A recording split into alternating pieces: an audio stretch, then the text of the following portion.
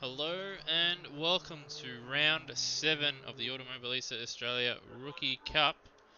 And this week we are at the Brazilian Cascavel circuit. We've raced here a few times, obviously twice in the touring cars, and this is our first foray with the Formula Trainers and the rookies.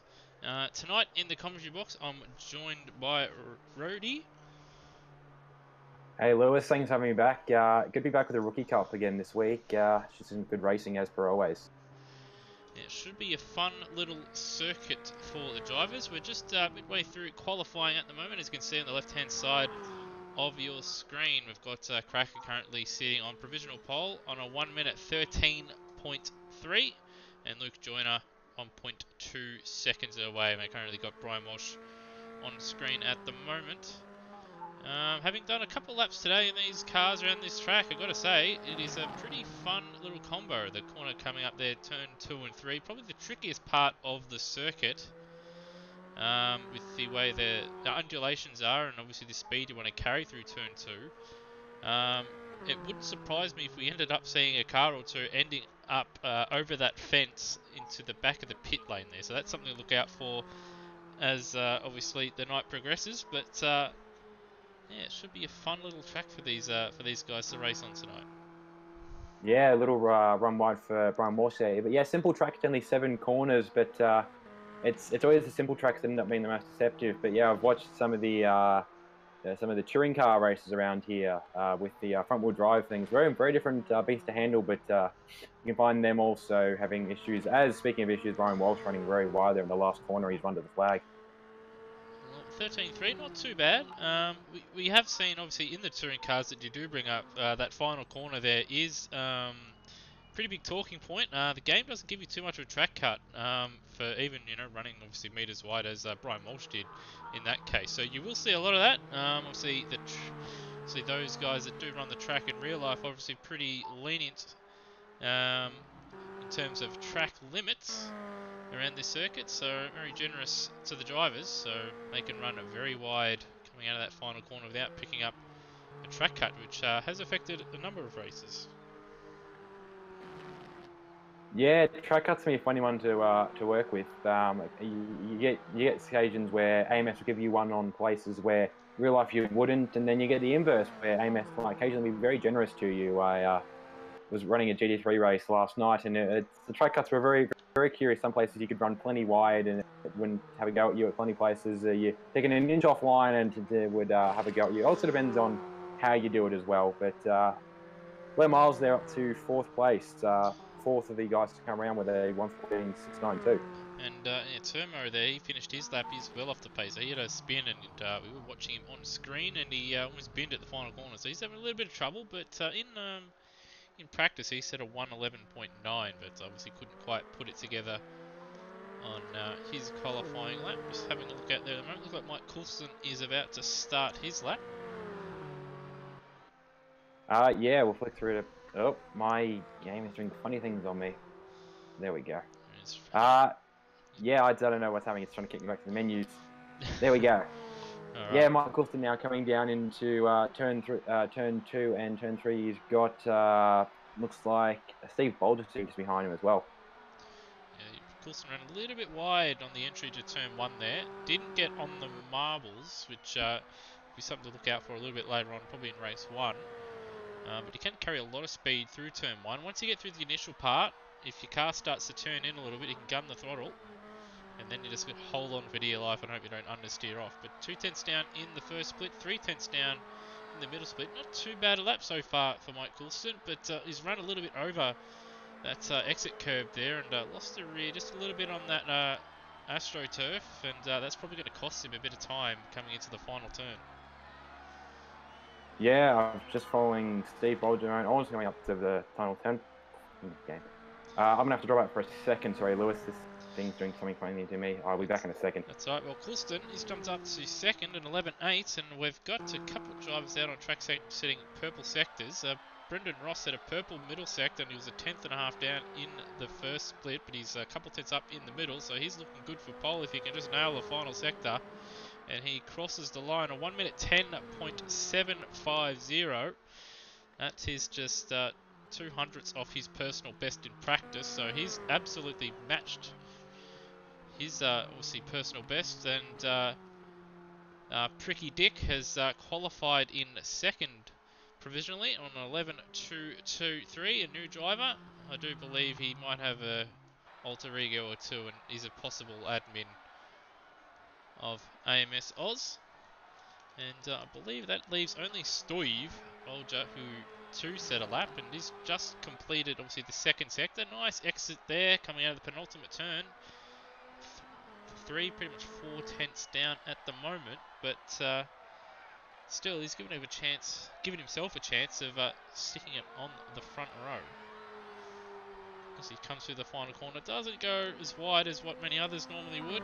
Nice and smooth, and he's finished that lap quite well, and but unfortunately he's not quite fast enough to knock off Pricky Dick for second, being 4/1000ths off. So your top 10 for the opening race of round 7 here at Cascavel is Brendan Ross on pole with a 1 minute 10.750, followed by Pricky Dick, Stoive Bolger, Cracker in P4, Gary Neville, who set a purple first sector, so he's one to look out for there if he can put the other sectors together. He starts 5th, Mike Coulston 6th, Luke Joyner 7th, followed by, I believe, Brian Walsh in 8th.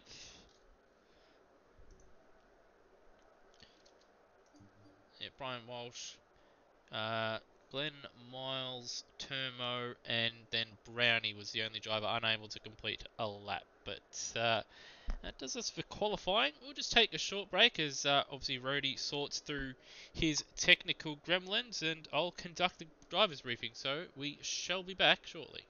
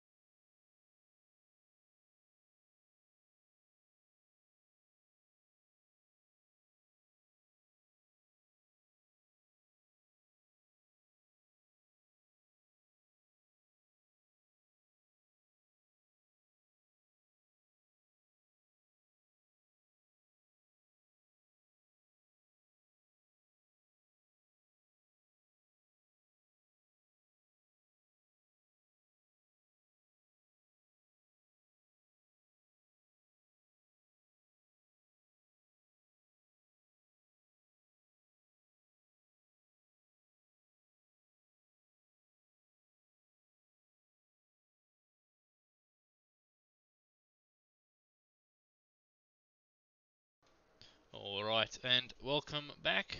Currently got a few minutes left in the warm-up session. As you can see on your screen right there, there's a bit of track information for those out there. Obviously, we're at the Cascavel circuit, which is located in Brazil. Circuit length 3.032 kilometers. We're racing 3 times tonight.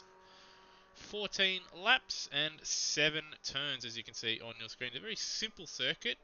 But obviously, a couple places, Mogulo or turn 2, can be quite tricky. Obviously, the exit of turn 1, if you sort of judge getting on the throttle and obviously the line just slightly wrong, we've seen obviously a number of people in the touring cars run wide into the barrier, which is something to look out for. And see, turn 3, it's another. Obviously, the braking zone of turn 2 and 3 is another obviously tricky part of the circuit. Overtaking, we normally see a little bit obviously into the final corner and into turn 1, but I would say it's just about possible on almost every corner on the circuit.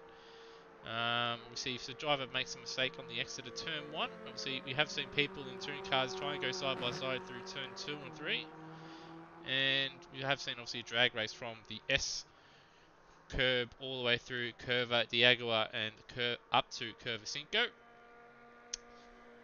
And moving on to the championship standings on your screen right there, that is the Pro B standings as they stand. There's no Wayne Whitmore currently, so that's going to allow Steve Bolger to move up in the Pro B standings. So Wayne Whitmore 381, Steve Bolger 354, Brandon Rost on 321, Turmo 288, Cracker 166, Lee Sanford 122, and Scott Murrell on 60. I do believe we've only got Cracker, Steve, and Brandon, and Turmo in tonight for Pro B. And in the rookies, we've got Gary Neville currently leading on 282 points. Glenn Miles, who I believe has attended every single race so far and picked up, I think he's finished every race too, which is a fair effort. So he's on 224. Brian Walsh, 179. He wasn't going to race tonight. Put a couple posts out saying he wasn't, but he's out there, which is good to see. We've got Luke Joyner on 118. Mike Coulston, 108. Coops, who has been absent since the second round, I believe, or second or third round, where he did have a very good start to the season, but it's not shown up. But he's still on 106. Brownie on 103.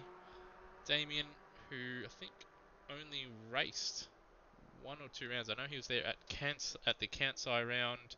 And Lime Mitch also on 70 points. So, let's just see a car off in the distance. So, Rode, have you done any laps around this track? I was actually planning on trying to get some in today. I've just been under the pump after the weekend, but yeah, spent plenty of time watching this track and spent a little time in these cars. And I'm just watching.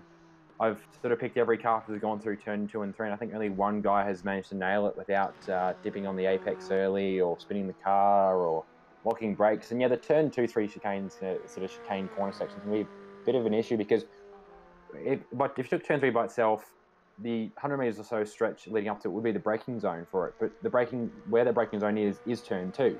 So you've really got to either half stab at the brakes and actually go a bit slow through turn 2 to get turn 3 right, or you go flat chat through turn 2 and then have a mild panic as you get the thing stopped for turn 3. So there's plenty of cars who've gone either option, and I've found a mistake or a lack of space, or a lack of speed, one way or another. So I'm interested to see where people go in the race.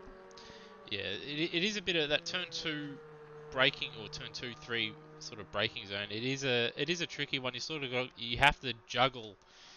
Obviously, you can take turn 2 flat, but doing so, you do sort of bottom out and the weight shifts as the camber in the circuit it dips in on itself and then opens out. So it's very easy to lose the back end. So you can take it flat, but at the same time, obviously, you've got a corner coming up you have to brake for, and you don't want to have to brake in these cars in particular where obviously the weight is not quite straight because you will lose the back end even further. So that is something to look out for. All the other corners are fairly straightforward under braking, although turn 1 if you haven't done too many laps, can be a little bit tricky judging when to brake and obviously how much speed to take into the initial part. But once you get a couple laps in, you can sort of obviously gauge it pretty well.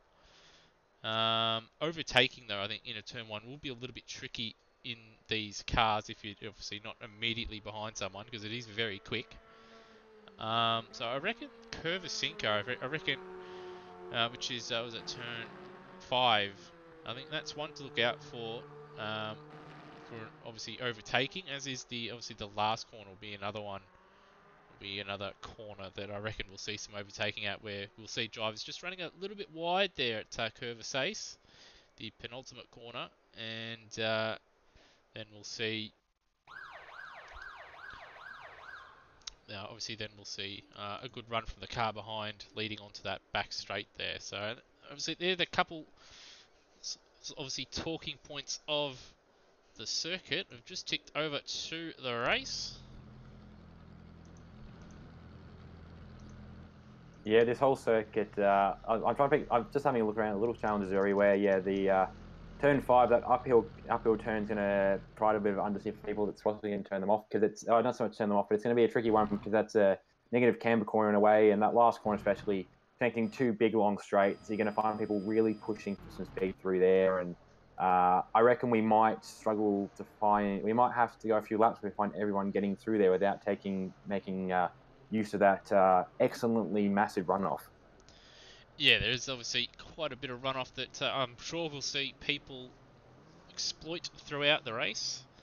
We'll see in the touring cars, we saw cars a good 20 to 30 metres off the runoff next to that final turn. Hopefully drivers don't need them, and we see some good clean racing, but as you can see on your screens, formation lap is underway, and we shall get through the grid. So, the number 1 car, Brendan Ross, will start us off from pole position. And then we've got Pricky Dick starting from second in his first outing in the series. On the second row, we've got Steve Bolger in third, followed by Cracker in fourth, both Pro B runners. Gary Neville, the first of the rookie drivers, followed by Mike Coulston in P6. Luke Joyner will start 7th, and Ryan Walsh will start alongside him. In the magenta and black Dave Lippy machine, got Glenn Miles in 9th, and Termo, who made a mistake on his qualifying lap, will that's put him down in 10th place to start this one.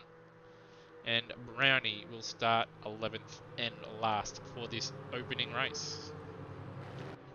Yeah, it's not really a bad spot for a particular Termo to be that far down. It's normally a safe spot, especially in some of the stuff you see going on early in a race.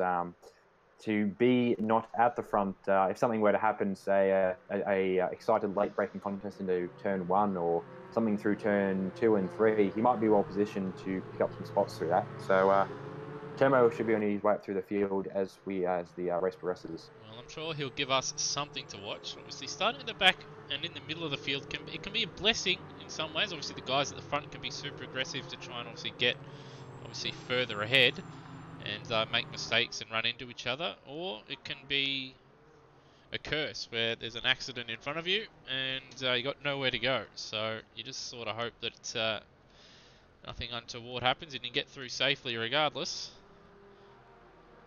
But we're just about to get underway.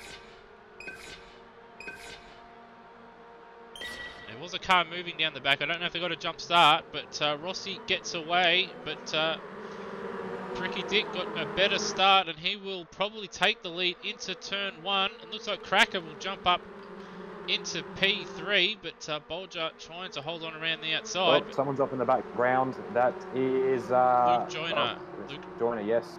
Luke Joyner, that half spin.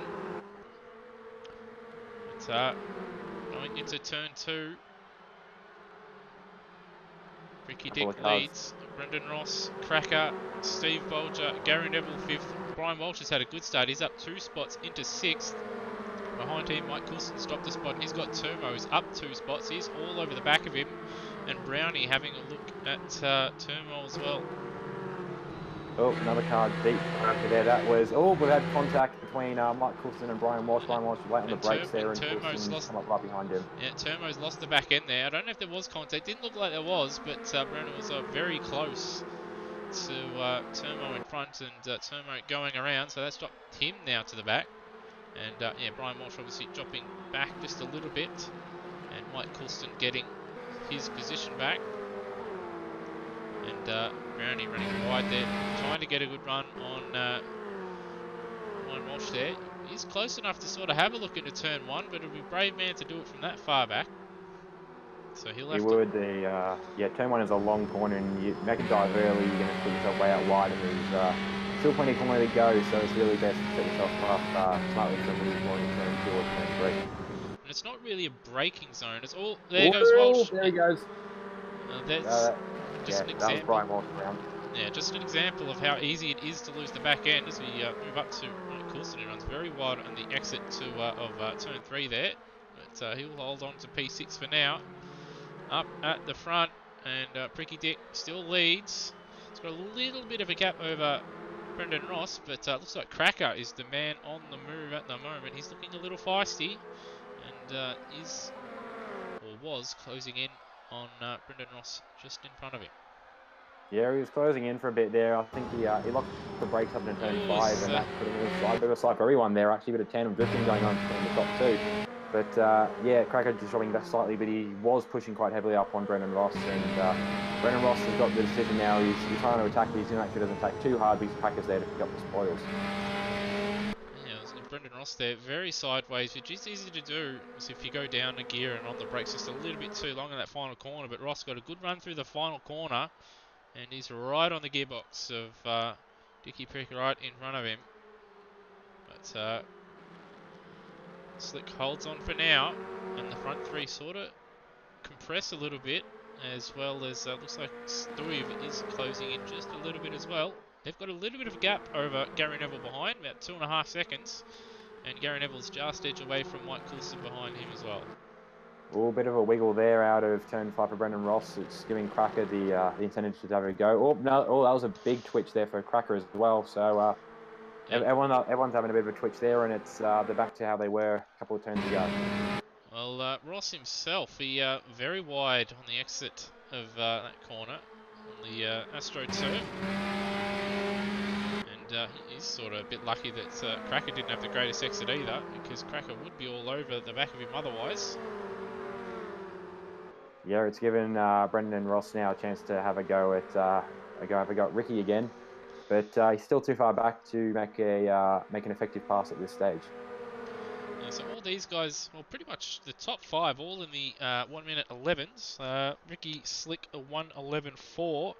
The fastest man was Steve Bulger on an 11.3, and even Gary Neville in 5th at 11.8. So all those guys doing pretty well. Luke Joyner also 11.7. He's currently running last at the moment. He's just behind Turmo, so he's got a little bit of speed, but he's got a lot of time to make up. So it'll be a long race for him. But with that pace, he might be able to nick a couple spots. But at the moment, Ricky Slick.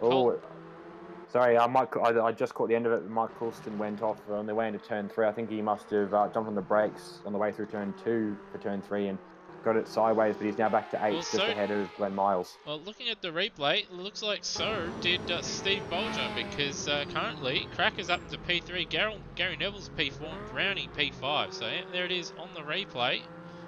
Mike Coulson went around at turn 2, as did Steve Bolger. Another car round. That's Brownie around on the exit of the final corner. Yes, it is Brownie. So just have a look and see what he's done there. I'm going to hazard a guess he's lost it on the way into the corner, because it's pretty difficult to lose it mid and obviously late corner in this car. Around that corner, yeah, just a little bit on the entry. Probably should have gone on the gas and it would have understeered out for him, but that's dropped him down. He's now last, and that moves Turmo and Miles up. Luke Joyner back around again. He got the apex of turn 1 a bit heavily there and went straight on the dirt, and that's put him back to 10th. So it's really a case almost of being best of the worst, especially in the mid pack at this stage. Yeah, those guys keep just tripping over themselves. Really, they're just making mistakes left, right, and centre. We're only 5 laps in, so Whoever makes the least amount of mistakes there is going to end up with a decent bag of points if it keeps going the way it's going. Back at the front though, Brendan Ross has closed that gap down to 0.4 of a second to Ricky Slick, who does set the fastest lap of the race. But yeah, these two are starting to pull away from Cracker. They've got a gap of just about 2 seconds back off the back of Brendan Ross back to Cracker. So, yeah, possibly a mistake from Cracker there, but they are starting to pull away, and they are turning this into a two-horse battle for the win. well, if they do start battling, it will cost them a bit of time. Obviously, both drivers, Ross and obviously Slick, were about half a second faster than Cracker on that last lap. Cracker did his personal best at 11.1, I should say, on that last lap. So Cracker's pace isn't that bad, it's just these guys just that little bit quicker at the moment. But as we've seen in obviously touring cars, GT3s, and well, any other series really, once guys start battling though, it will bring the guys behind into play a little bit. So that is something to look out for, as Ricky Slick runs a very wide there at the penultimate corner, and it's going to allow Rossi just to edge just that little bit closer, but I think Rossi did the same thing. He did, yeah. Rossi also ran wide there. These front runners are really starting to pick up the technique of Formula Ford racing, and that you have to get things a little sideways, but there's a very fine line between a little sideways and backing into the corner. So a little bit of fine tuning needed, but yeah, these guys, the advantage is when one makes a mistake, the other one's also doing it, so it's not affecting their gap too much at all. Well, the front three's consistency very good at the moment. Obviously, 10.7 for Ricky, a 10.7 for Ross, and an 11.2 for Cracker. So all of them within a tenth of a second of their personal bests on that last lap. So all of them going quite nicely. Behind them, Gary Neville is having a bit of a quiet run. Obviously, he's got 3.5 seconds to Cracker in front, but he's also got 5 seconds to Bolger behind. He's just kept it clean, kept it tidy, and he's doing quite well. Leading quite comfortably in the rookie class. He's got obviously Brian Walsh with 12 seconds behind him. So he's looking to get the win in the rookie class if he can just keep it pointing in the right direction. Yeah, he's got a much more mature head on those shoulders than to the other ones, the other drivers in the rookie. He's a bit more of an experienced driver mentality coming on here. That especially with these gaps, there's no sense in attacking or trying to necessarily go for PBs. Just keep the laps clean and consistent, and there's a chance that he could. I mean, he is already winning, leading the rookies, with a chance he could Stephen Bradbury this if some of the guys up front get a little bit feisty towards the end of this race. Yep, and well, further down the field, Luke Joyner and Glenn Miles having a bit of a scrap for 8th place, and looks like Termo has joined the battle as well. Obviously, Luke Joyner and Termo both made mistakes in this race so far, and obviously Termo made a mistake in qualifying, so they're a bit down the field than what they'd normally be or would like to be. But obviously Glenn Miles doing his best at the moment to hold on to 8th. He's doing a pretty decent job at the moment. Yeah, this is lining up. It's Termo looks like he's about ready to get up the inside of Joyner, but Glenn Miles is sitting in the way of both of them. Oh, he's going for 2 cars. He's Oh, got on the curb. Yeah, he's got on the curb, and that unsettled the rear end. Obviously, no rear wings in these things to keep it planted. And Glenn Miles has gone. Glenn Miles has gone around. Yeah. Glenn Miles ran wide. They'll just have a look at the replay. So that unsettled Glenn Miles a little bit, and then obviously he tried to get on the throttle, but was too wide because he had Luke Joyner alongside him, and then he ran off the road, and round he went as his outside tyres clipped the grass. So that moves Glenn Miles down to 10th, and obviously Joyner now up into 8th. And we've got so Steve Bolger, 10.5 out of nowhere. He sets the fastest lap of the race. It's up like Coulston now. He's starting to close in on Brian Walsh. He's doing a pretty decent job. Obviously, he wasn't going to race tonight, but he's up there in 6th at the moment, doing a pretty decent job, pretty consistent. Obviously, his personal best of 13.0 and matched it on that lap around, but he's going to have to pick his pace up a little bit because Mike Coulston's looking pretty quick. And Mike Coulston just put up the inside of him, but there's a couple of wiggles there for Brian Walsh to that corner, and that's what's sort of given Mike Coulston right at the inside, and he's got him on the way into turn 2, and he's now gapping him on the way out of turn 3. Yeah, Coulston on that last lap for 1:12.5, and Brian Walsh for 13.0, and just in that first sector, Mike Coulston a good 9/10 faster, so a little bit of time over Brian Walsh, but Brian Walsh still doing a pretty decent job. front of them, we've got Steve Bolger, who just set the fastest lap last time out. What can he do? In fact, actually, we've got a change for the lead. Brendan Ross has jumped into the lead. Just have look back on the replay. Looked like Ricky Dick just lost it a little bit under braking for the final corner, ran wide, and then allowed Brendan Ross to get by. But Ross was close enough to put a bit of pressure on him as well, because he set a 10.658 last time out. So pretty quick for Rossi. Yeah, what's going to shake things up now for them, though, is they're coming up on the back of Brownie, who had the pace to be mid-pack, but unfortunately with his spin there in the last turn. So Westbolt's have put it because he had to wait for the entire field to come past before he could reverse out of the wall. But he's run wide again, as is the leader, but they are closing up on him. So he's going to come into play, costing the next lap or two.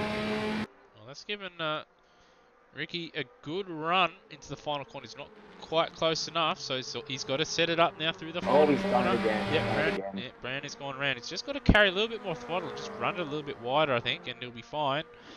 And that sort of hindered Ricky just a little bit. He was put off by the car that was obviously in the barrier to the left of him.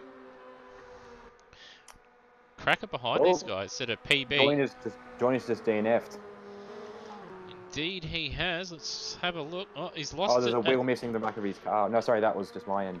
No, he's lost it. He's lost a wheel. Yes, so he lost it. Oh, he did lose a wheel. He lost it at turn 2 and into the tyre barrier at turn 3 there, and got a bit of air time too. So, and yeah, obviously missing the rear left wheel, which well, you need 4 wheels on your wagon, and well, he only had 3, so that's him out of the race with 3 laps to go.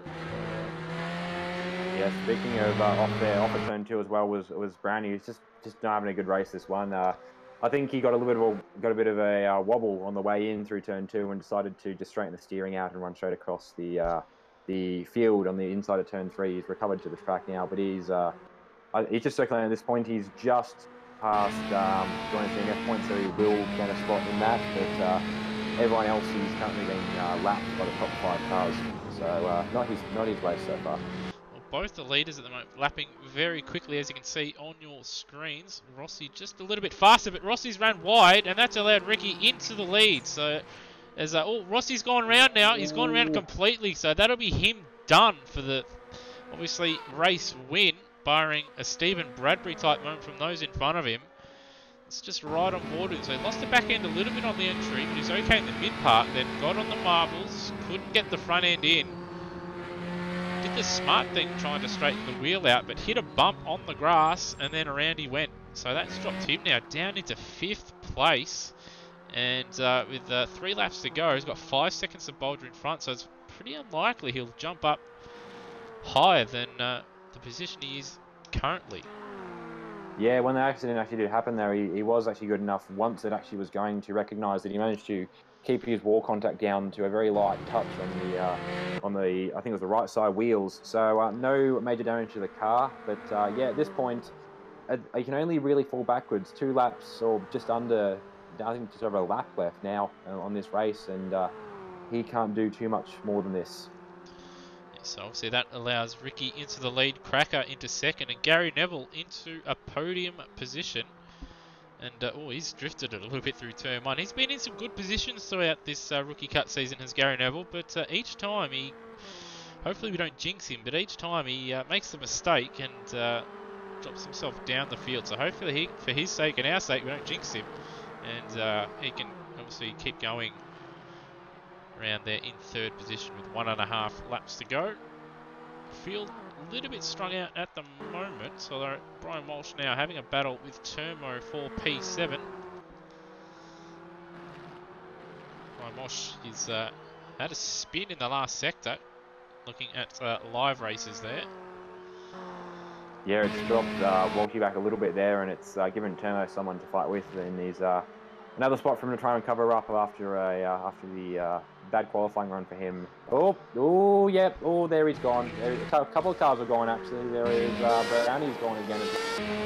So just right on board Turmo. And just have a look and see what happened here. Yeah, so didn't quite straighten the wheel out, did Brian Walsh, and that's lost him the rear end, and around he went, but he's kept it going, so he should finish 8th barring another spin. We're on the last lap now, and obviously race leader Ricky Dick coming out of turn 3. Cracker about 3.5 seconds behind. He's had a quiet race, but he's been pretty consistent. Gary Neville, again, he's been pretty consistent, and obviously he hasn't put a foot wrong, and that's why he finds himself in 3rd place. And I think where a lot of drivers, especially tonight, they could get a decent result and a podium if they just keep it straight, because obviously turn 2 and 3, as we've seen, has been quite tricky. Yeah, smart driving has paid off for Gary Neville in particular, and some of the leaders as well who haven't put it too far off. But yeah, first win there of the night to Ricky Slick. Yeah, Ricky Slick didn't really make a mistake all evening, except for obviously that little one that did cost him the lead to Brendan Ross for a while, but put the pressure back on and retook it, and Ross dropped through the field with that mistake. Cracker, again, he didn't really make too many mistakes, was just a little bit, we'll see, down on pace, but the consistency will bring him a very nice 2nd place. Gary Neville, a very good 3rd place, nice and consistent, and no mistakes, has allowed him to finish in front of, well, quite a few drivers that were a little bit faster than him. There is, just looking at live races, obviously Brendan Ross had a lap that's a fastest lap that was half a second faster, as was Steve Bolger, who also did a 10.5. So obviously to beat those guys, it takes consistency and good driving, so that's earned him a very good podium. Steve Bolger had the pace to be on the podium, but just didn't quite put his race together again. And Brendan Ross obviously had the pace to win the race, but that mistake at turn 1 cost him. And Brian Walsh has somehow got a drive through after the race is concluded. Yeah, I was gonna say I'm not sure. I don't think it wasn't a drive-through actually. He pulled in his fifth bay and stopped. But the problem was he's sort of thrown away what was a pretty sort of guaranteed 8th place there, and he's ended up finishing 10th.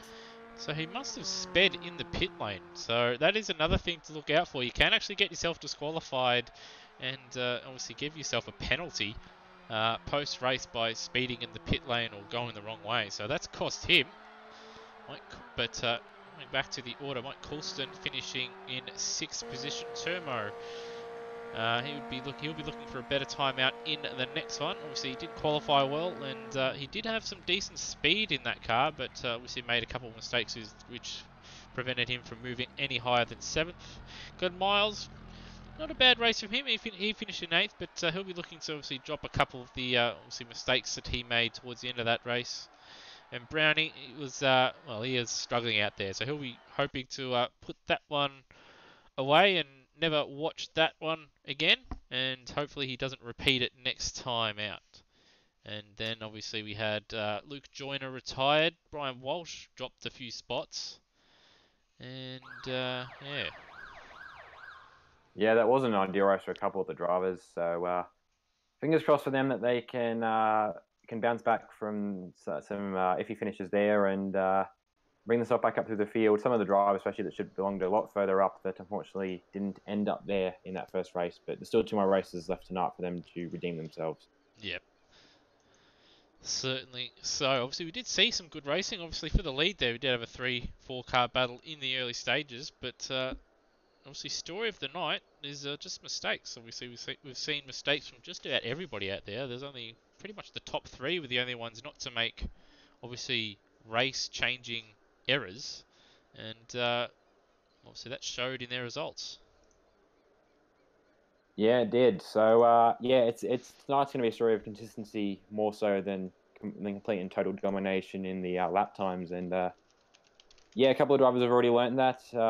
Actually, all the drivers I think have learned that in this first race, one way or the other. So hopefully be a push for some of these guys, especially the rookies, for a bit more consistency over trying to go for the outright speed. Yeah, I think just obviously if they can get themselves through, obviously not understeering their way off at turn 1, and if they can obviously not lose their rear end at turn 2, I think you've pretty much won the circuit over if you can just get through those ones. Because the other corners, even though we did see Brownie struggle at the last corner, it isn't a particularly difficult corner. It's just one that if you just hit the braking point at the right spot, if you don't use too much brake, or if you don't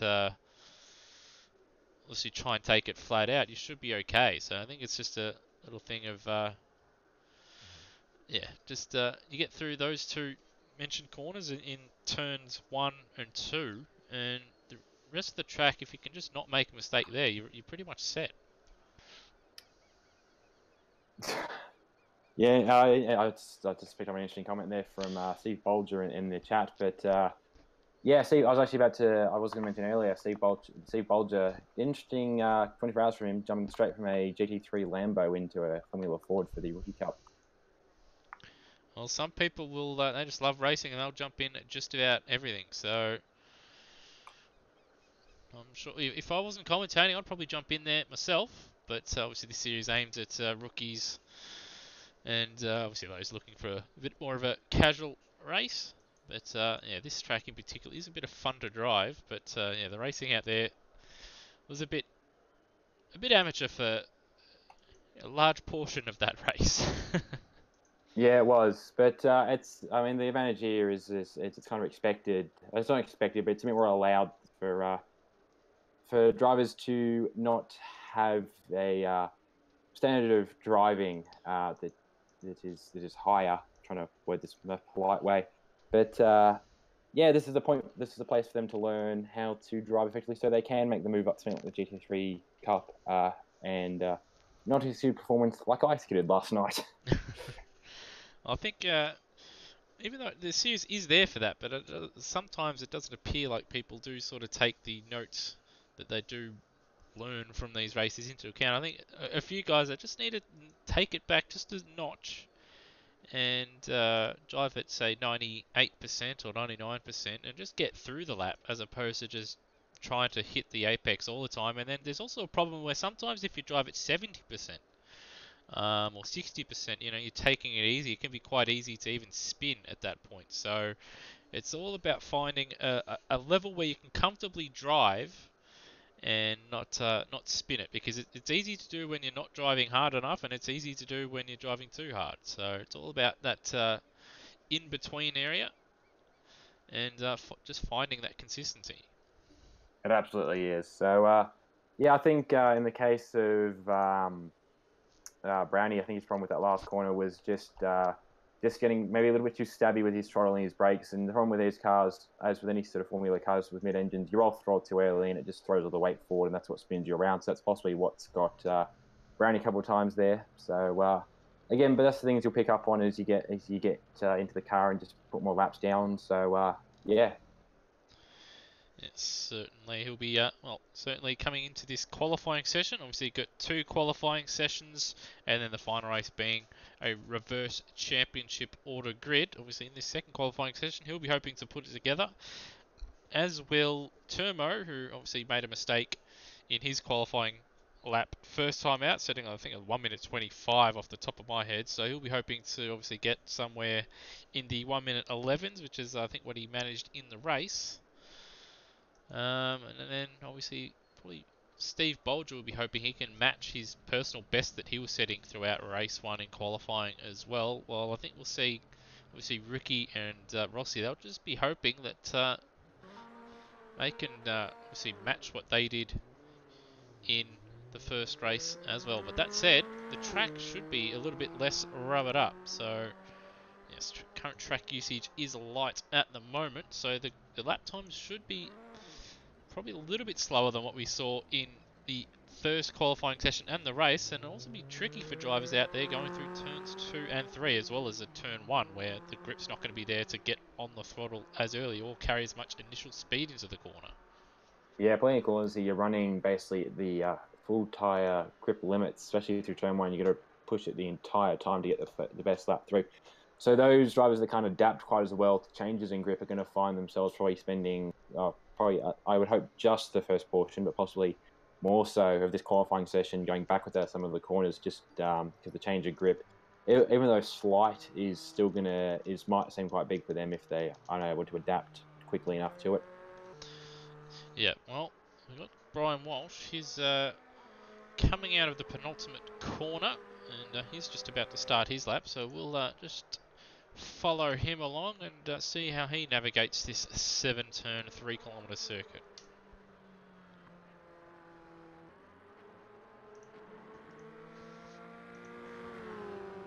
So just right on the shoulder cam. Turns in just a little bit too early, down 1 gear into 3rd. Could probably get on the throttle a bit earlier and run it a little bit wider, then get a better turn in point 4. The second part of turn 1, and then it's a little bit wide. It's an interesting line. So got that traffic in front of him. Hopefully it gets out of the way, and it does. I think it's Turbo, but that's forcing him a little bit wide, but he's got through turn 2 okay. Leaning on the curb at turn 3 there. Probably unsettled him a little bit. He could have been on the throttle a little bit earlier, but I was probably a bit hesitant because of that. Missed the shift just a little bit. He's coming up to the second sector, down 2 gears into 2nd gear. Again, could have carried a little bit more throttle and ran a little bit wider there, and now he's compromised himself for the penultimate corner. Still, a clean lap so far. He's only got 1 to go, so he's going to give himself a chance to get an okay qualifying spot. So, forgetting to shift there, holding it for a while in 3rd gear.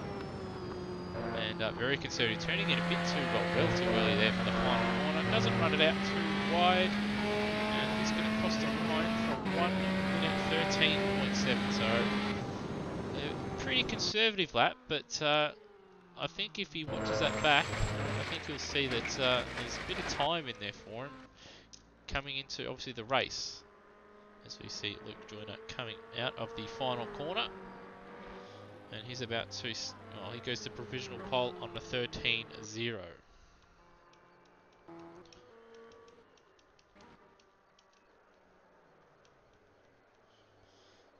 So you see Turbo locking up into turn 1. I'm just trying to find the driver furthest out on circuit at the moment, which is Turbo, so we'll stick with him. In fact, we're right on board. Shoulder cam once again. So there we go. He turns in a little bit later, but a bit more conviction than Brian Walsh. Into turn 5, and it's up by half a tenth. Good exit out of the ultimate corner, out of turn 6 there. And that'll give him a good run now into the final corner. Probably looking to brake at about 75 to 50 metres. He brakes at 100, so pretty conservative. Getting off the throttle there, so there's a little bit more time there for turn 1. Still, that should rocket him up into provisional pole with a 1 minute 12.6, 4/10 over Luke Joyner. So he found a bit of time there, and now we're right on board. Steve Holden uses a bit more of the circuit and more. He's going to cross the line on 1 minute 11.3. So there's 1.3 over Turbo, and he's just, as you can tell, just out of that. Obviously, the final corner alone there, he looked a lot more comfortable pushing the car to its limits. Yeah, Mike Colston, I've just seen there, is jumped onto started his flying lap. Running a little wide there in the middle of turn 1, but I can't tell whether these cars, whether they're about to spin or whether they're just getting into the groove. But fairly clean run there through turn 1. Let's see who goes through turn 2 and 3. Very conservative into turn 2. In fact, he got on the brakes just before turn 2. He's down by a tenth in the first split, but just by braking and slowing down like that in turns 2 and 3, it will cost him time in the second sector. It is possible that he has it would help him, but we'll see when the split comes up. Turn 5 is not too bad, but there it is. He's down by 6/10 of a second after only being a tenth or so down. So yeah, he's just slowed down a little bit too much there. Obviously, it is safer for him, but the lap time isn't going to quite be there. But still, if he can maintain this final sector, we'll put him up to provisional P2. In fact, he goes down 2 gears at the final corner. But does a lot more aggressive on the throttle than obviously Turner and John and Walsh. He lost 3/10 in that final sector to Bolger, and that gives him a 1:12.12. There's possibly the belief there for him with that final corner dropping down 2 years. That said, I haven't actually watched any other cars go through there, but it is possible that he prefers to get good acceleration out of the corner with the chance of risking some of the riskability by having such a peaky throttle response being at the high end of the rev range, opposed to other cars dropping down dropping down one gear and running it lower end where you get the stability, but you got a bit more of an oomph, a bit of lower weight before the impact comes. Yeah, but just riding on board now, Brownie, as he goes to finish his lap. He's 4.5 seconds down in the middle split, so he's made a mistake somewhere. But he's kept his lap going. So we'll probably see 1 minute 16. There you go, 16.4 for Brownie. And behind him, you've got Miles, who's all up on the berm on the inside of the final corner there. So that's going to cost him time, and it's going to cost the line. So 1:15.5. So he'll be a little unhappy with that one. And it looks like Gary Neville is the only one out there that is going to, or that is on a time lap at the moment. So we'll ride on board the Englishman as he goes through turn 1, takes a wider initial line in the final corner. Not too bad, but he would have wanted to get on the inside just a little bit more. To the mid part of that corner, he slows down very similar to Mike Coulston, but not as aggressive or as slow. And he's, see, 3/4 of a tenth down. So he's within striking distance of Bolger, but I think the way he slowed down there for 2 and 3 probably is going to cost him a couple of tenths at least. Down 2 gears for turn 5. Using all of the track. There we go, he's down half a second. Not a bad exit out of turn 6. But yeah, I think drivers are going to have to obviously Coulston and Neville in the race. Probably going to want to carry a bit more speed through turns 2 and 3 if you want to keep up with some of the faster drivers out there. Yeah, they will. I think I've just figured out what's causing my issues in the first qualifying session. I'll touch on that when we're done. But the two leaders from race 1, Ricky Slick and Brendan Ross, both appeared at the same time as at the end of the pit lane, and are both currently coming around to start their flying laps. But part of the reason I think they're doing that is they've been waiting for the front double to go around the track as possible. They've got very little time left before the end of the session as such to get over the line. But I think they are over the line currently and are on their flying laps. Yep, they've just started with Brendan Ross is the one. He's the leading car at the moment. Both going much quicker than what we've seen through turn 1 so far. And well, if Ricky has a good lap, he'll get slipstream towards the end of his lap. He's down by half a tenth in the first split, but he's very aggressive. He didn't lift for turn 2 as we see Brendan Ross a little bit sideways in front of him there. So Ross has lost a good half a second at least through turn 3. And that's going to give Ricky a bit of slipstream. Obviously coming into turn 5 here, and obviously leading onto the penultimate corner. Yeah, we're going to see what times they pull. Ricky has got the advantage of the slipstream, but he has also got to follow. I mean, he has also potentially got to follow stuff. There you go, Brendan Ross. He has got to follow Brendan Ross, and if Brendan Ross does make a mistake somewhere, he will be balked by that mistake as well. Well, Ricky is down by 1/10 of a second going through the final split, or coming into the final split. So Bolger currently ahead. Ross jumps up to provisional pole. So Ross, a very quick final sector, and Ricky Slick, he lost time in that final sector.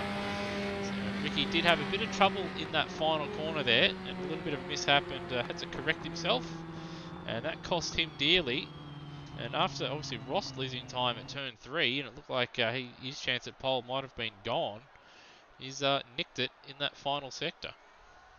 Yeah, it's interesting though looking at Bolger sneaking in the middle. Almost doing like a very much GT driver spec thing of sandbagging it until it really matters, because he wasn't slow in the first race or in the first qualifying session, but he wasn't that quick. And to having split the two lead drivers from the first race with his time. I think the cat's out of the bag now with the pace Steve is actually pulling from the car in this race. Yes, well, we did see. Well, he did have a bit of pace in that first race. It did take him a while to sort of unlock it a little bit, but he was able to. I think it was within a tenth or two of the fastest lap of the race, and he did set the fastest lap at the midpoint of the race. So he has got speed in that thing. It's just consistency has been his Achilles heel all throughout, really. His Rookie Cup campaigns, obviously last year, pardon me, in the minis, he would go on and take pole positions and then end up blowing it in the race. So He's not quite as quick in these, obviously, Formula Trainers slash Formula Fords, but he does have pace in him. He's just got to put it all together in a more consistent manner if he wants to obviously challenge for obviously titles. Yeah, I'm just having a look on the pit lane now. It's interesting. I mentioned to you before in the break about some interesting garage arrangements that Automobilista does pull up. Not only do we have two cars that aren't in the same team sharing a garage, we now have two cars that also that are part of two different teams that are sharing a garage in like a line of stern formation. So we've got Brian Walsh sitting at the front of garage number 20 and Luke Joyner just sitting just behind him. So it's nothing to the racing and will affect none of the pace, I would think. But it is interesting noting some of the quirks of how Automobilista and Cascavel sets up this race for us. Yeah, just well, it's just another thing for hashtag AMS things. It's a very simple game to set up, but it can do some really mind-blowingly dumb things at the same time. So you can put everything down, obviously, the right way in an SRS file or anything like that, and the VHs. And if you miss one of the, say, pit boxes for one of the cars, it will completely upset all of them. So that's why, obviously, in the GT and WEC series, where we've had drivers double up, um, it'll be because there's one car that we've missed, and it's thrown them all out. So that's just how, obviously, tricky AMS can be, and obviously you had various people have game crashes and internet dropouts as well as mods doing funny things. It's just Yeah. part of the AMS experience. It is, yeah. Well, I was going to bring up safety cars as well, which fortunately we won't have a issue with here in the Rookie Cup. But I remember tuning in one race a little while back. I think it was in the safety car that just enjoyed his hot lapping a bit too much and refused to came in. And I think he was out something like 10 laps. I think the end result was having to drop the race, or I think something like that, because the safety car just wouldn't come in. He was. It reminds me of I saw a video of I think who was it? Oh, Richard Petty, I think it was, I think he took a pace car out at one of the NASCAR races, and they actually had to black flag him because he was enjoying his lap times a bit too much and forgot to come back in. Well, I do believe that was one of our GT races at France where that happened. I think where the safety car didn't come in or something like that. So it has happened at Automobilista Australia. I think that was, yeah, GT3s at France, something Oi, like that sorry, that did was happen. perfectly timed bit of French there, but yeah, that was not that was an accidental pun there, but that was Cracker, the Birmingham you mentioned on the back of the pits. He very nearly launched himself onto the pit roof there. He got a little bit of a slide through turn two when if he hadn't jumped on the brakes, he would have ended up probably back in his pit box. But that was nearly quite a lot of air for him. Well, when I was doing just a little bit of driving earlier this evening, prior to obviously the Rookie Cup kicking off, I did end up there a couple times. I sent a video to Matt Williams saying this will probably happen once or twice throughout the evening, and obviously that's happened once. Obviously Luke Joyner was pretty close in race one when he ripped a wheel off, but a little bit more to the left, and he would have been about 20 metres in the air and looking at the top of his obviously pit truck. Yeah, it's interesting looking at it. It's interesting the way that the AMS handles the intersection there, and in a real life scenario, I think the banking and the angle is that steep that most vehicles, Formula cars being accepted in a way, but most cars would run into then either crumple panels or would break wheels off in the case of the Formula cars. But it's interesting that it retains momentum up there and actually turns into a jump ramp. But it's kind of like the bit of the berming you get at Simmons Plains out of both ends of I think it is turn three. You come out the bottom end of turn three alongside the run into turn three, and you've got a big bit of banking. And I've seen a couple of cars. I can immediately recall a super black car going into the berming there and ripping some panels off. I think SVG did it by mistake as well on a burnout. Yep. I can't remember those off the top of my head. I don't follow.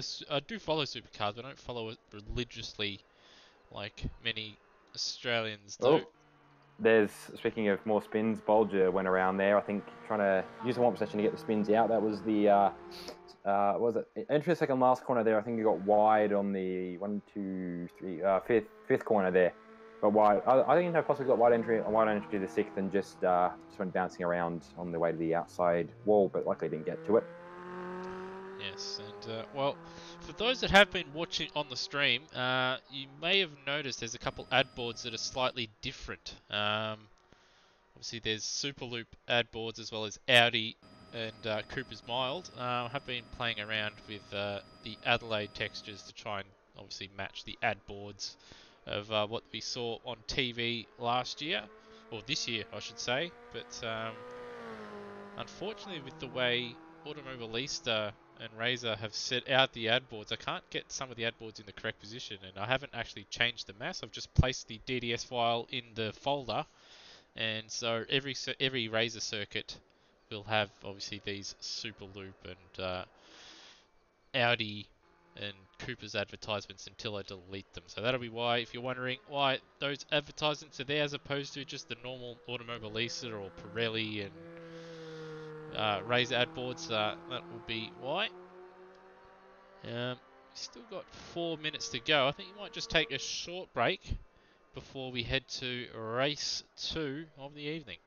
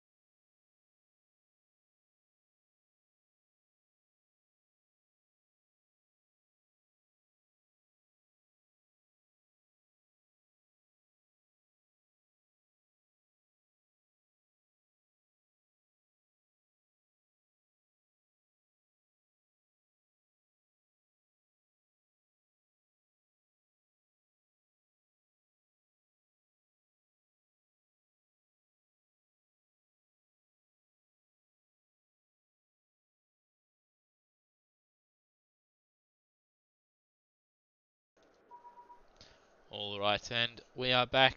The warm-up session for the second race is just about to conclude, and it will tick over to the second race where we will have Brendan Ross on the pole position with Steve Bolger alongside him. We did see a pretty interesting, obviously, first race. Obviously, there was lots of, there was a bit of battling early on, and then towards the end, well, as the race progressed, it turned out to be a bit of a attritional race with pretty much everybody except for the top three making really big mistakes, which cost them pretty dearly in the end. Yeah, it's just interesting looking mistakes. A couple of guys that still aren't having good races so far, especially that second qualifying session. Bolger obviously was one of the best performing. Obviously, he unlocked the speed in that first race, and it came back out to him in qualifying. But Brownie's back down the back, and Cracker's down the back with him as well. So a couple of guys just not having good night tonight. Maybe the complex simplicity of this track, if that makes sense, is throwing them off a little bit.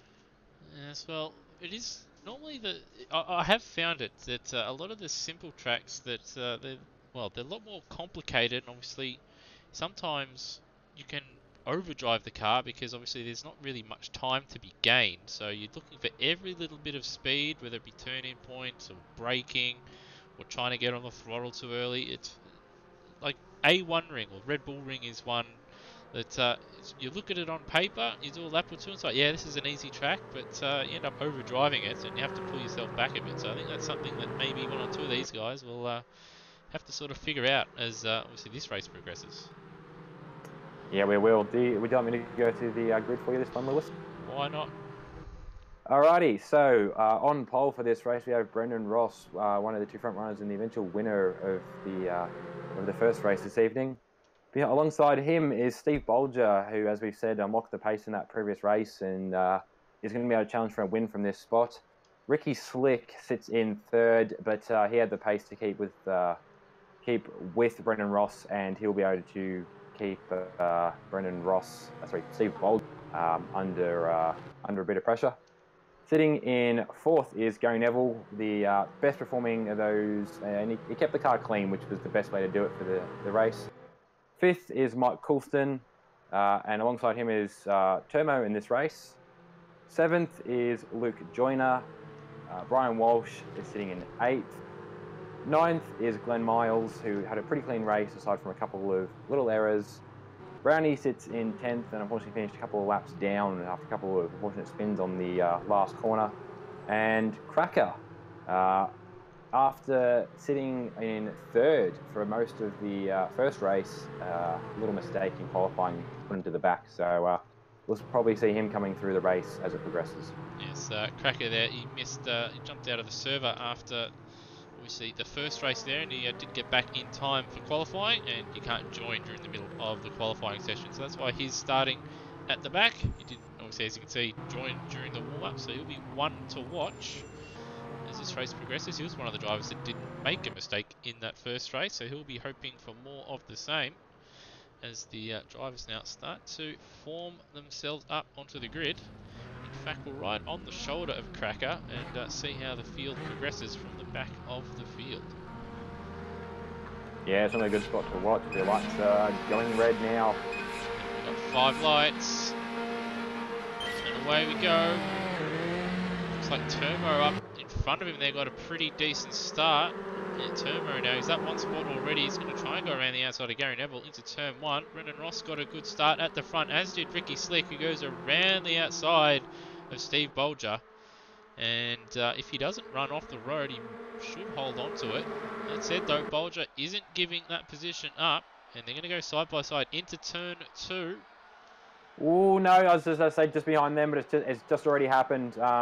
Termo was right up on the bumper of Gary Neville there, and he's giving him a slight tap. Gary got on the brakes a bit early for Termo's liking into turn 2, and he's sent him around into the turn 3 infield. And Brownie, another one that went round there at turn 2. I don't think there's any damage to either driver, which is good, but obviously they'll be a bit frustrated that obviously they've dropped a bit of time, especially Gary Neville. Obviously had a very good race 1, but he's got his work cut out now. Back at the front, Brendan Ross has got an 8/10 of a second lead, so he's had a great start. And Ricky Slick, after Having to battle Steve Bodger through the initial couple of corners. He's got half a second over him, and Brian Walsh has had a fantastic start, and he's jumped up 4 spots and finds himself in 4th place. But he's got Turmo to deal with, who's looking pretty quick at the moment. Yeah, Tomo's looking pretty quick, but he will have just seen. Oh, Tomo's gone wide there, as just saying. Yeah, that's going to put him back. He's running around the tarmac outfield, but it was possibly a little bit on Brian's mind that Tomo was playing for keeps, as we saw with his incident with Gary Neville on the first lap. But see someone else come into the time shift as well, actually.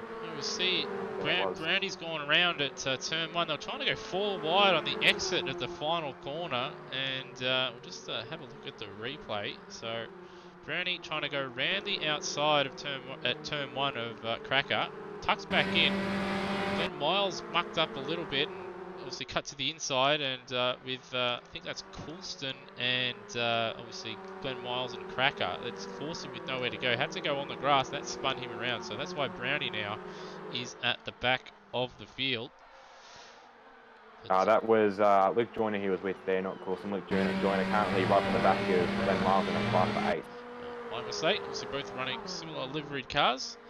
It's back at the front. Oh, there's been a car round, I think, or at least very, very farly off. It's the car Walsh. Yeah, it is Walsh. Yeah, the other white, yellow, and green, yellow car. Yeah, so he was running in, I think, 4th place at the time, 3rd or 4th place at the time, and yeah, he's just not got on the throttle mid-corner. It's something that these drivers struggle with in the touring cars. They've struggled with in the Lancers. Is that sometimes when you start going around, it's actually a good idea to get on the throttle as opposed to just lifting off, where the wheels just spin freely. If you get on the throttle, it gives the front tyres a bit of understeer, and you can keep it going. But Brian Walsh not doing it that time, and that spun him around and drops him down 5 spots. So he's now back where he started. And yeah, speaking of going around, Tomo, just before I was trying to jump in earlier, but Tomo just went around on the way to turn 3 as well. I think what happened, and I was going to allude to this earlier, but an issue you get with very lightweight cars like this, the V's had it, and which are Formula rookies, I think, in this, and the Formula trainers have this as well, is that compression lock can be a big thing, especially when you're trying to cut down gears without rev matching. They lock the rear up, equivalent to pulling the handbrake, and I think that's what happened there to Tomo, is that he just locked the rears up and then he pirouetted on the spot and put himself off into the outfield. But he's back on track now, and he's recovering back up from 10th. He's not far off the back of Gary Neville. Got a yellow flag out, and just trying to see. Oh, that was Mike Coulston had gone around. He looked like he was going to just rush back onto the circuit, but stopped. And that's forced, I think. Well, Glenn Miles was running wide anyway. And then I think what happened. I think what happened with. Sorry, go ahead. He just stopped steering. Obviously, he did have a car on his inside, did Glenn Miles, but he just stopped steering and just understeered off the road. I don't know what he was thinking, but you know, you're about to understeer off the road, or if you don't put more steering lock in, you'll go off the road, and he stopped steering. So obviously, that's him around and dropped him down to 10th.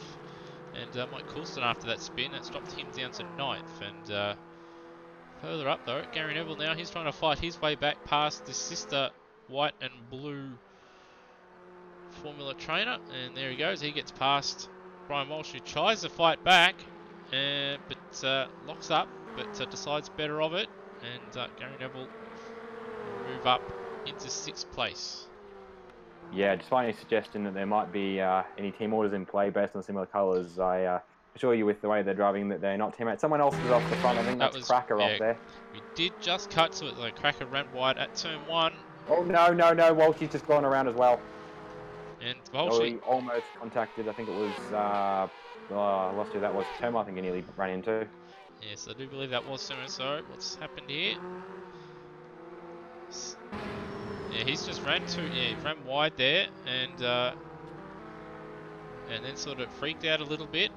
Had too much steering lock on, and around it went. Just pendulumed on him just a little bit.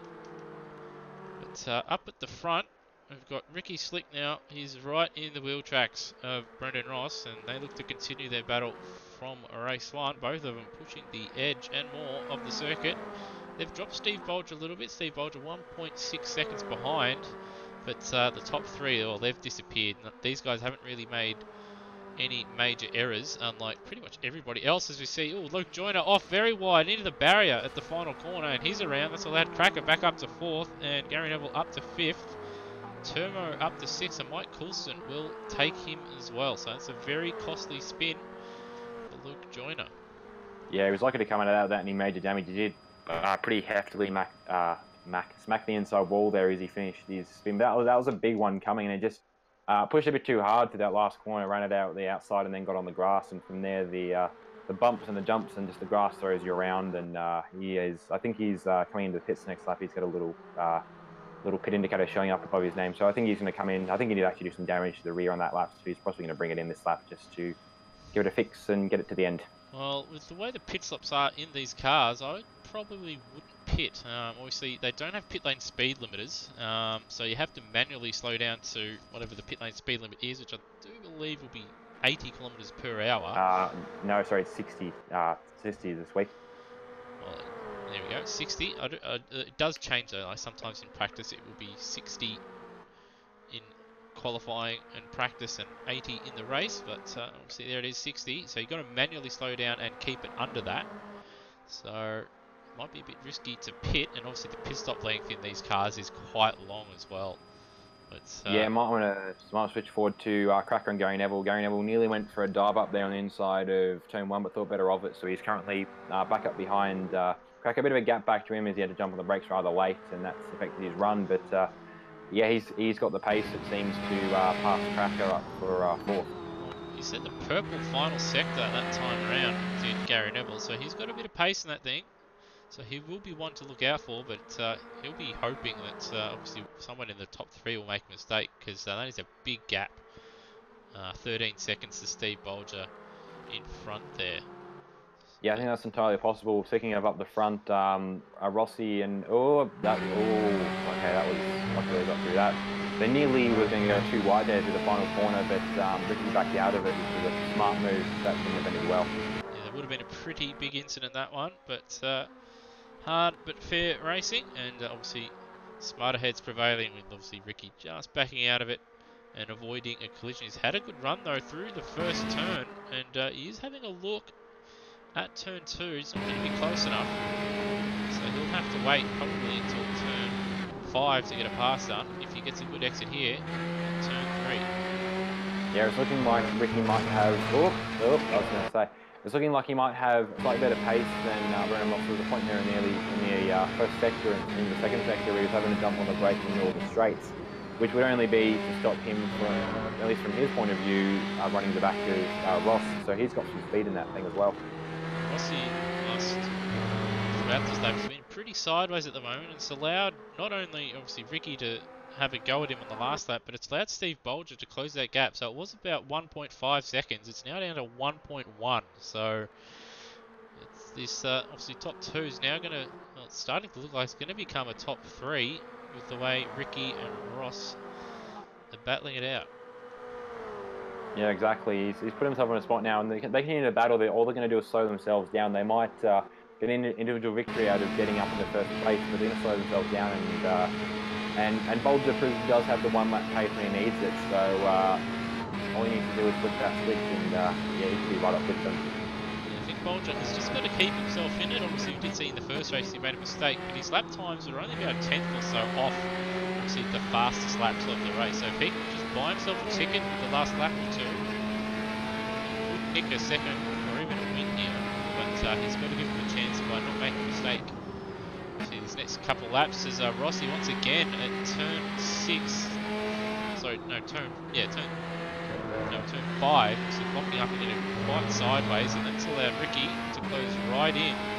He's not going to be close enough into the final turn, but will give him a chance into turn 1. Yeah, I think he was just pulling out there to put himself squarely in Rossi's mirrors just to remind him, yep, he is there and yep, he is coming in, and try and get into psychological warfare of trying to get a pass done. But yeah, they've both still got the pace there, and it's really starting to heat up at the front.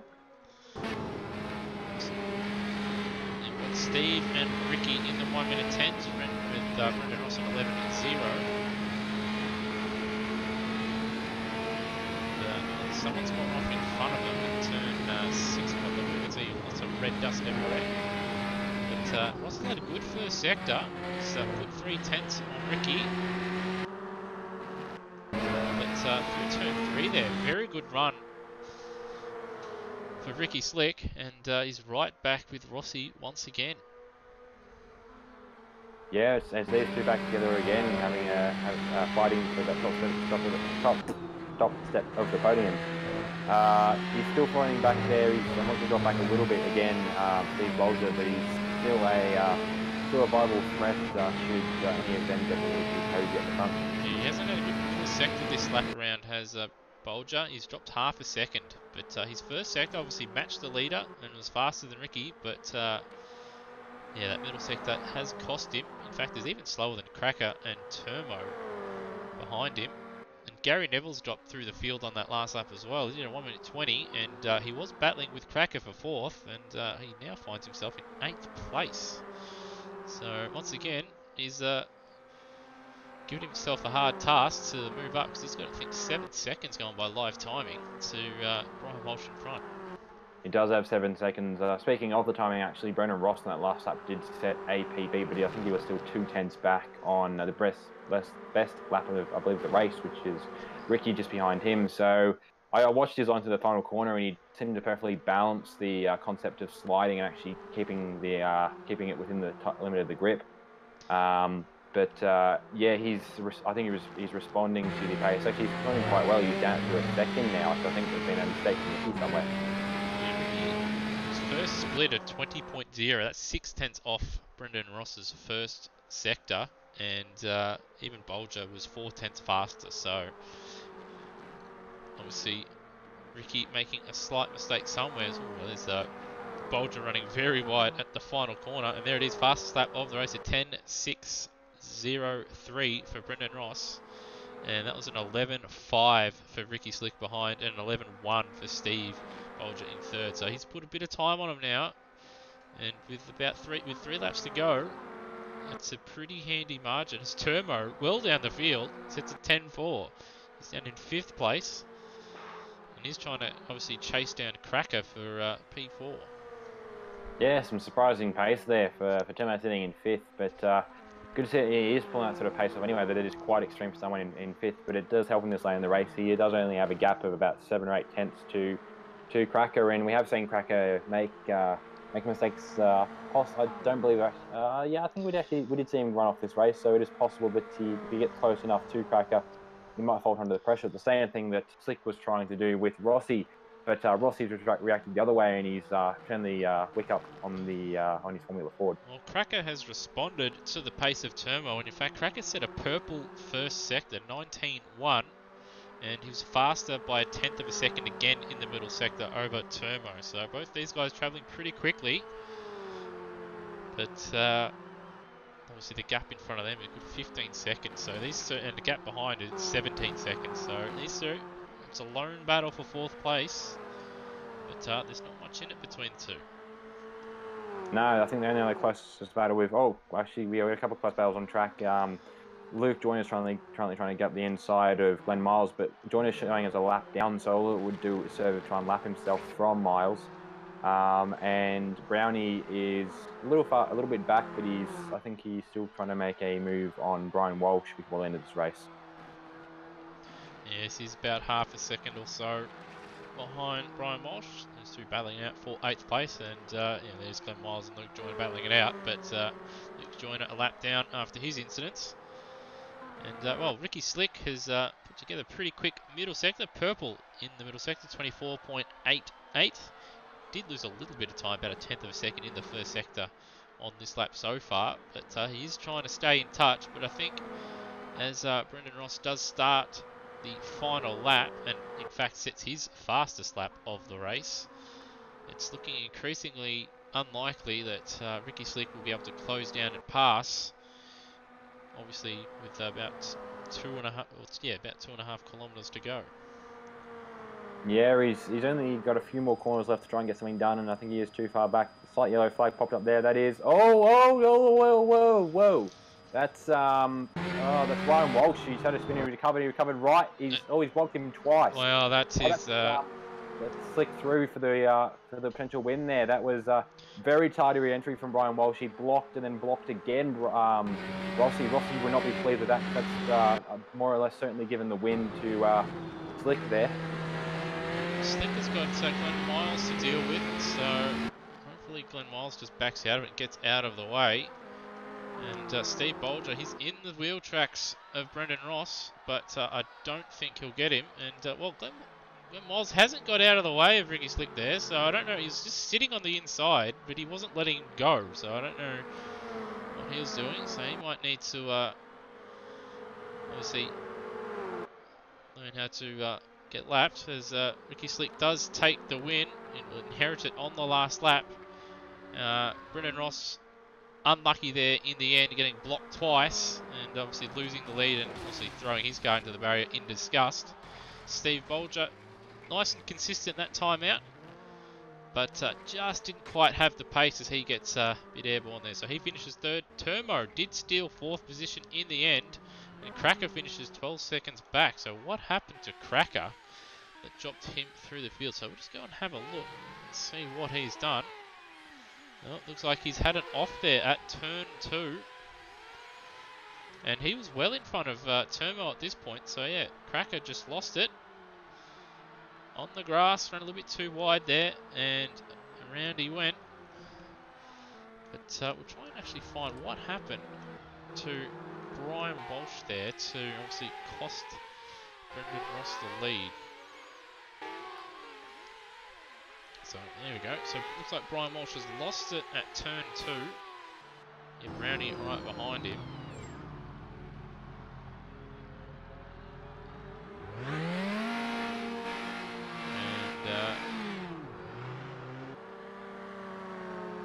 sort of half spun it again, trying to get it going. And he's just absolutely not checked where he's going. And then he's got the leaders behind him, and as the leader's gone one way, he's then moved over. What he should have done is just kept his foot in it, allowed the leader to obviously just pick a side, and then once he's picked the side, just then lift it off. But unfortunately, he's not done that. He's moved over, and unfortunately, that has cost Brendan Ross the race to victory on the final lap. So he was quite frustrated with that one. But yeah, I've just got an eye on the in-game chat, and the silence from Brendan Ross is speaks volumes. I believe the quote goes, but yeah, that's trying to take an unbiased view on that, but yeah, from Brendan Ross's point of view, he'd worked quite hard to get himself into the position of the win. He had a second gap to Ricky Slick at the end there, and then to have it all go away, not of his own actions as such. I wouldn't be surprised if there's a bit of a bee under his bonnet for this last race. Yeah, he had driven pretty much a perfect race. Obviously, he'd come under attack from Ricky Slick, and he'd fought him off valiantly and put a little bit of time on him. And yeah, just frustrating to obviously be robbed, but I guess he's just got to take into account, obviously coming into his next one, that he has got the pace there to obviously win the race, and he's just got to carry that moving forward and try not to let that frustration of obviously being robbed of victory get to him in the next one. Otherwise, he'll probably find himself having a spin or two. Exactly. There's two ways that you can work with that emotion that he's got right now. The best way to do it is to bottle it, but then also release it in a way that he can turn into some more speed, a little bit more clean aggression on the track. If he just straight up hold onto it, though, I've seen it happen in I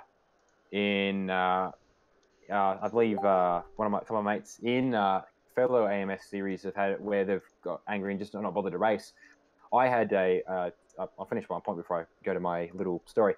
But yeah, if you bottle that anger, then you're going to end up doing something stupid on track, where you'll be basically racing around under your own rain cloud, and it just won't help you at all. But to go back to the point of how to bottle your anger properly, I did a high kart race a couple of years ago, and just thinking about it gets the blood boiling again. But the first race we did, it was a two-race format. The first race we did, the transponder on the cut had a malfunction and recorded me with 0.003 second lap time. So the officials reckoned that I'd done an extra lap somehow. I didn't bother to actually look outside their window, and what they did was they put me to the back of the grid. So I went from a comfortable fourth place in touch of the podium to having to recovery drive the entire way through the field. I got back to the place I qualified in towards the end of the race, but that I lapped. I think I got past about was that 7 or 8 cars in about 20 laps, and with that 30 second lap, that's pretty good. But that's what he needs to try and do now. Is he won't stop. We won't start as far back. But he needs to pull that pace down, pull that anger down, the emotion down, and turn it into something beautiful, which is a race win here in this last race. Well, all he's got to do really is just keep doing what he was doing, because obviously in the first race both he and Ricky were pretty much matched for pace, and then in the second one he looked like he had just that slight edge. And if it wasn't for a mistake in that first race, he probably would have he would have given Ricky a pretty good run there. So that's all he's got to do really. He's just obviously maintain his cool, forget about obviously what happened at the end, and keep in his mind what he did for the first 13 laps, and well, he should bring home a pretty decent result next time out. Yeah. So yeah, that's yeah. As he's shown himself already, and he's shown the rest of us, he's got the pace to win. So he just needs to just bring that back again for this last race. And yeah, his only real threat at all tonight has been Ricky Slick. Bol just showing he's got the pace in qualifying, and he's had the pace at points during the race, but he's unable to apply that for the full length of a race. As sort of the I suppose just as the laps wear on, it's starting to maybe fatigue him a little mentally in these cars, a little more twitchy and lively possibly than the GT3 car he was racing last night. So yeah, it's he's not quite there yet. He's not far off. He's not quite yet to the point where you can necessarily challenge for a win on outright pace around Cascavel. But yeah, Ricky and Brendan are the two we should see fighting for the win again in this third race. You certainly shall. Anyway, we'll just take a short break. Obviously, I've got to set the grid for the third and final race of the evening, but we shall be back in 5 or so minutes' time.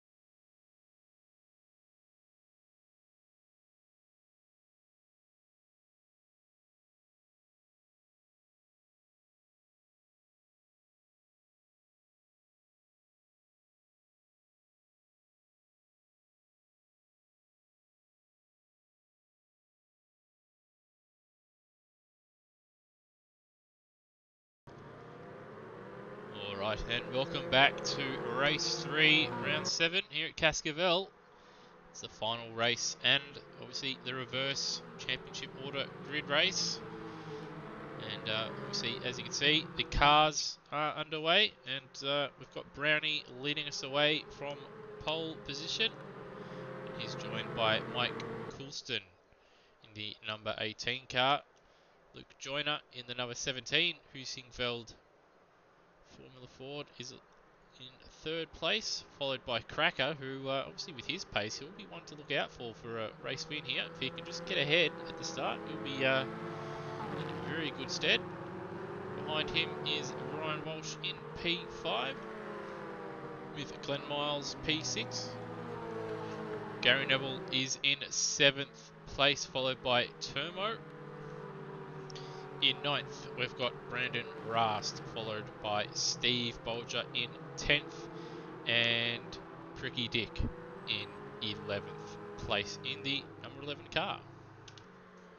Yeah, those last the two of the actually mostly I'd say all the last three drivers we'll probably see come out through the field, but it's a case of whether they've got enough time, and they are pro and pro B. The point is they are better experienced drivers than some of those in front of them, so they've not only got to come back to the fact that they will be slower cars, but getting to them they might make more what we would call from our level experience rational decisions. But yeah, I'd say for the win, just because he's got the least cars to get past, Cracker's a pretty safe bet at this stage. Yeah, all he's got to do really is just obviously get past his first 3 cars, and he should be able to build up a bit of a gap, and provided he doesn't make a mistake from there, he should hold on. But drivers are formed up on the grid. About a car, he's back on the grid. We're up to 5 lights now, and we are away. Slick got a good start. Brendan was bogged down in front of him, but Ricky Paul's with nowhere to go. And at the front, Cracker is already into the lead, so he got a good start. He leads. Brownie is out wide, but he's held on for now. He's dropped down to 2nd place. Mike Coulson 3rd, and looks like we've got both the 9 and 10 cars off. Ryan Walsh almost wiped out the 10 car, but holds on as Gary Neville obviously accelerated around him around the outside. No, another car off there. That's Brendan Ross. Coulson, probably Rossi off, yeah. And we've got Glenn Miles also off in the barrier, so we'll just have a look at the replay and see what happened to him there. Speed that up. Looks like Glenn Miles. Oh no, Glenn Miles has been. He went very slowly through turn 2, and slowly through turn 2. Looks like Termo ran into the back of him, and then Termo clipped into Brendan Ross. So that's what triggered that incident. Oh, another car off. That's Coulston. That was Coulston. Yes. And he's in a very awkward spot. I was surprised his car didn't get beached there, but it didn't, thankfully, and he'll be able to continue. Up front, we've got Brownie. He's stretched that gap out to about a second over. Yeah, Cracker, 1 second lead over Brownie, and Brownie's got 2 seconds, 2.5 seconds. Oh, sorry, 2 seconds to Termo behind. Luke Joyner in 4th, Ricky Slick in 5th, so he's up 6 spots. And he's trying to hold on around the outside to obviously Steve Bolger on his inside. They're going to go side by side through turn 2. Bolger smartly backs out of it. You can see his position, but we've had a big lock up there, and on the grass there was, I believe that was Termo, so he probably would have flat spotted that right front tyre of his, so hopefully his force feedback isn't too high, otherwise his wheel might shake off the desk. As Bolger has a look up the inside of Slicky Rick. Yeah, that's another car around. That's Brownie around. So it's Brownie around, and that's compromised Termo, and Luke Joyner has got a good run now, and we'll have a look up the inside into the final turn. It also compromised Bolger further back. He had to let Brendan Ross through there. Yep, so Cracker now, he's got a massive lead after obviously Brownie's spin. Brownie was sort of sticking with Cracker, but that spin dropping Brownie down to 10th, and yeah, there's a 4.3 second lead between Termo and Cracker. And Luke Joyner, who, well, he did have a look on Termo, but didn't quite get it done. Behind them, Ricky Slick Brendan Ross and Bolger continue their battles from the first 2 races. But if they want to obviously battle for Cracker, they're probably going to have to just put their battles aside for the moment and just work their way past Turmo and look join in front. Otherwise, they're going to allow Cracker just to walk away with this one.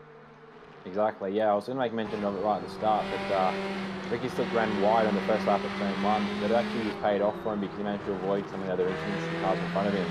And yeah, he's up in the 4th now, coming on to his 4th lap. Pretty good start from Ricky. As for Rossi, despite his little mistake, and Bolger's managed to hang with them. So, but yeah, at the moment they've got to. I say that, and they're trying to go too wide through this last corner. But they need to cool that down. They need to shut that off because they need to get past these 2 guys to have a chance of getting a crack at Cracker, who's currently 4 seconds ahead of Turmo. Yeah, it looked like in that final corner. I don't think Ross, he was just having a look, but then he pulled back in, and I think his outside tyres just clipped the grass under braking, and that almost sent him obviously careering into the side of Ricky Slick in front of him. But thankfully, Oh, someone's around. That Luke Joyner around. Is off, and off in a big way. It's just right on board. Luke Joyner, I think he might have even got some airtime there. I think he did, yeah. So let's just ride on board. Looks like Turbo almost lost it in front of him, but Joyner did, and yeah, up he goes up the hill. Didn't get airtime, but he missed the barrier this time. Obviously in the first race he ripped a wheel off on that tyre barrier just there, but he avoided it this time. As Brian Walsh does a look up the inside of Glenn Miles there for 7th place. But further afield, Cracker leads by 4.5 seconds over Turmo. More importantly, though, he's got 5.6 over Ricky Slick and fastest lap for Cracker as well, 10.8. I believe that's one of his fastest laps of the weekend, so he's in good stead at the moment.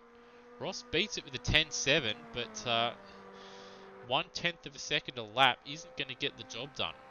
So, I mean, that won't, but he did in the process get up the inside of Ricky and make the move on him into turn 1. So he's now past Ricky, and actually he's clear of Ricky by a good amount. He's actually looks like he's equidistant up from him to Turmo. Turmo's only 1.3 seconds up the road, but yeah, Rossi's got some good pace, and with himself out of the turbulent air behind Ricky's car, he can have a go at chasing down Turmo. Well, Cracker and Turmo setting very quick first splits on this lap so far. Ross a little bit down, but down by a 1/10, and Ricky Slick, he was a good 6/10 down on in the first split on this lap alone. But purple middle sector for Ross, so he's found 6/10 of a second, so he's humming along nicely at the moment, but he's going to have to get past Turmo pretty quickly if he wants to close down on Cracker. Yeah, slightly slow lap there for Cracker, 1:11.4, 1:11.0 for Turmo, and a 1:10 for Brendan Rossi. So he's definitely coming with the leaders, but whether he's got enough time to do so is another matter. Oh, he's run wide there. Yeah, just overdriving it, ran wide on the marbles, and he's going to avoid the barrier. But he is, but he has gone around. That's dropped him well down, so that's him out of podium contention. And that's probably race over in terms of the win, because I don't think Turmo is going to close down on Cracker, though. That said, the gap is now down from 4.5 to 3.8 seconds, so he's closing down a little bit. But he will have to pick his pace up, will Turmo, if he wants to close Cracker down. And behind him, he's got Ricky Slick and Steve battling it out the final podium place, and they're going to hinder themselves a little bit. So Turmo in a decent spot in P2 compared to, well, a very good spot actually compared to obviously the way his first 2 races went. Yeah, Turmo. Yeah, he's managed to luck out in a way with this one, with being further down the championship order that he got to start off up near the front of the grid, and he is yeah, he's carved out a nice little spot for himself in second. Ricky and Steve are another 2 seconds back. 2.5 seconds back, but they are currently firmly embroiled in each other to have too much of a go at Turmo, and Cracker still about 5.5 seconds away from Steve at this point. Yeah, it looks like Ricky and Steve have sort of stabilised a little bit. Looks like Ricky might just be a hair faster, although on that last lap Steve was quicker. But I think outright speed, Ricky might just have him by a hair. There's Turbo's lost it in front of me. He's Ran around. wide. He ran wide at turn 5. Ooh, actually, no, he saved it just. That was very much of a back it in, reverse drift entry, but he just about pulled that off. He skated right to the inside barrier, I think nicked the inside wall, but he managed to keep the thing pointing about the right way, and he's back to 4th. That could have been so much worse for him. Well, I think he did avoid the barrier just, but yeah, that's been very costly, and well, that's given Cracker pretty much unassailable lead with 6 laps remaining. Yeah, at this point, Ricky or Steve are going to need to be lapping a second quicker than Cracker, and unless he gets complacent in his first place, I can't see that happening. Yeah, so the big battle now, it's going to be for second place. See between Ricky, Steve, and Turbo, and Gary Neville. He's only 3 seconds down the road as well. So, but if these guys do battle it out, he could come into play as well. Brendan Ross he's 12 seconds adrift of this battle pack, so that's been costing him dearly. He was looking the goods, but yeah, that's been dropping him from 3rd place down to 6th. And actually, the gap on this lap has come down quite a bit. Looks like about 0.8 of a second or so. Ricky has cut that gap down, so perhaps, Cracker is coming up on lap traffic, but it wouldn't have hindered him. 1:12.3, so he's made a mistake somewhere on that lap.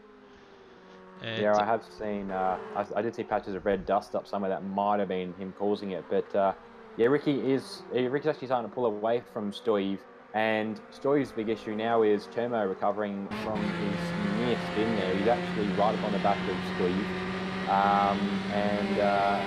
yeah, he's potentially going to have a second stab at a podium in this race. He does look quicker, Steve. But Steve and Turner have had decent first splits. Looks like Ricky's lost a little bit of time. But the gap between Ricky and Cracker, 3.5 seconds now. Cracker did have to contend with Glenn Miles, it looks like, in front of him. So he has had to deal with lap traffic. But even without that, looks like Ricky once again quicker in the middle sector. Yes, he is 7/10 faster. So perhaps just driving a little bit too conservatively is Cracker. Or perhaps he did come across... Maybe he did come across Glenn Miles in that awkward spot just after turn 3 there, and it cost him a bit of time. It's still 11.8 is not ideal, as Ricky Slick crosses the line, and he's had the slipstream of Glenn Miles, and Glenn Miles didn't exactly get out of the way too easily for him into turn 1.